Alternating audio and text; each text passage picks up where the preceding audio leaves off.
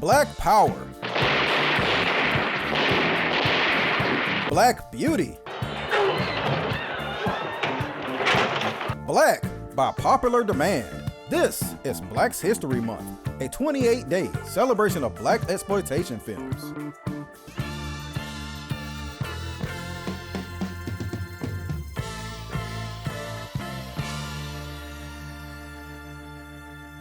What did I just watch? There's comedy, and then there's Darktown Strutters. Hey, wait for me! Me too! I think I voted for Stool Blessing!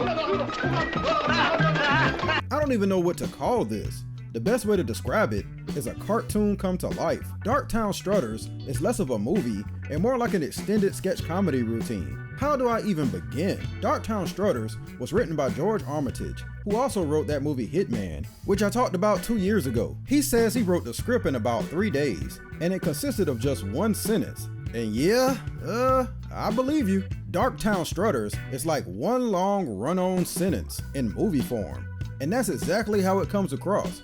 But you know what? I loved it, even though it makes absolutely no sense. Darktown Strutters stars Trina Parks, a woman most famous for being the first black woman to appear in a James Bond movie. She was also in The Mothers, which I talked about last year.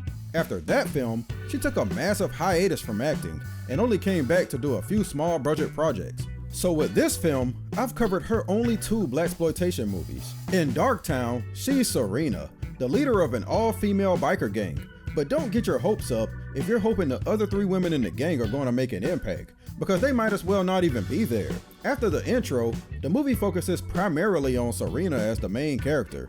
The other bikers are just there as set dressing. I had no idea what to expect when I turned this thing on, but the first 3 minutes sets you up real nicely for the tone.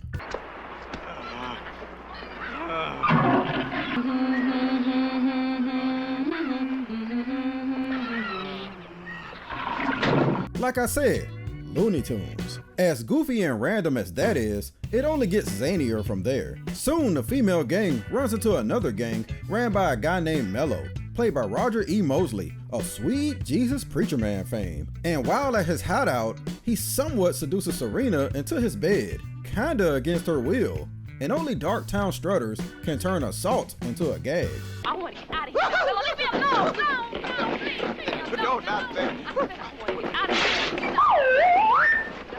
And also, what's up with one of the biker dudes? He spends the whole movie making this one weird sound, no matter the situation. Leave the door open a little bit, man. A bunch of stuff like that just happens in this movie, with no explanation or rhyme or reason, and somehow does nothing to ruin how entertaining it is. Stan Shaw and Otis Day from Bingo Long also make an appearance in this movie as 2 of the biker dudes. I gotta assume they only did this to get a quick little check, because they appeared in this movie right before they filmed Bingo Long. Like I said, Darktown Strutters is just an assortment of funny out-of-context scenes, so that's what I'm gonna focus on. Some of my favorites are when the girls gets pulled over by the movie's inept cops, whose car is decked out in the largest, most comical siren light I've ever seen. Now keep in mind, they pulled the girls over, so why is this chubby cop taking orders from one of the girls? Step out of the car, please. Have I done something wrong? Officer needs assistance! Also, why is there a bazooka bank robbery taking place in the background? Nobody knows but the writers. Or what about this scene, when Serena goes to the house of a Colonel Sanders knockoff who actually sells ribs, dressed as a nun to get information. Would you like a bite? Stuck up. What was that even about? Or when Serena goes to her mother's house and meets up with her brother. For whatever reason, they decide to have a sparring session. And well, they pull no punches.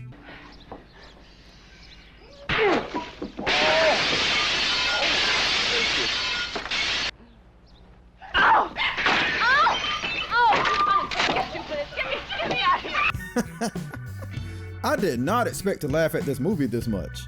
I can go on and on with this, talking about the Negro alarm at the police station, the cross-dressing captain, the pawn shop guy who steals from rich white people and sells it back to them, the other zany characters. The movie is insane. It might seem like it doesn't have a plot, but it actually does. It's flimsy, but it's there. Serena is searching for her mother, and while on the trail, she discovers that the Colonel Sanders looking dude is kidnapping black leaders to clone them so that they can do his will. The funniest part of this is that when Serena eventually infiltrates his hideout, she discovers that the singing group, the Dramatics, are locked up, and almost as if on cue, like they had been waiting for this moment forever, they break into a performance of their hit, What You See Is What You Get. And I mean, they do the entire song, while Serena dances around like it's her own personal concert. Then the icing on the cake, she doesn't even release them. So I guess this means, in the Colonel's eyes, the Dramatics are the most influential music group of the 70s. I mean, that's why he captured them, right? Unfortunately, Darktown Strutters has only been released on a terrible quality VHS, and any DVD you come across is likely a bootleg of that version. Apparently, it has a big cult following though, and hopefully that eventually leads to a better quality transfer and a re-release. Because I enjoyed the ridiculous randomness of Darktown Strutters, and I'd love to own a better version of this silly satire of the blaxploitation genre.